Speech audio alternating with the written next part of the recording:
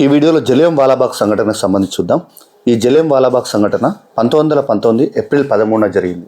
అసలు ఎందుకు జరిగింది అంటే, అమృత్సర్లోని కాంగ్రెస్ నాయకులైన డాక్టర్ సత్యపాల్ మరియు సైఫుద్దీన్ కిస్లులను రౌలత్ చట్టం కింద బ్రిటిష్ ప్రభుత్వం అక్రమంగా అరెస్ట్ చేయడం జరిగింది. అయితే ఈ రౌలత్ చట్టానికి వ్యతిరేకంగా అమృత్సర్లోని జలియన్ వాలాబాగ్ అనే తోటలో ప్రజలందరూ శాంతియుతంగా సమావేశానికి హాజరయ్యారు.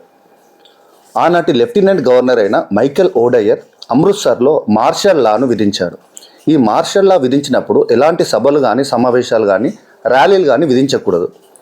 కానీ అక్కడి ప్రజలు ఈ నిషేధాజ్ఞలు ఉల్లంఘించి ఒక పెద్ద బహిరంగ సభా సమావేశమే ఏర్పాటు చేసుకోవడం జరిగింది.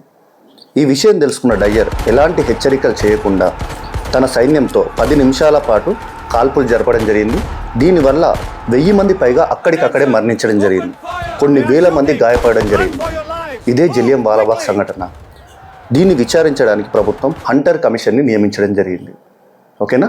వీడియో నచ్చితే మాత్రం లైక్ చేయండి, మీ ఫ్రెండ్స్కి షేర్ చేయండి. Thank you.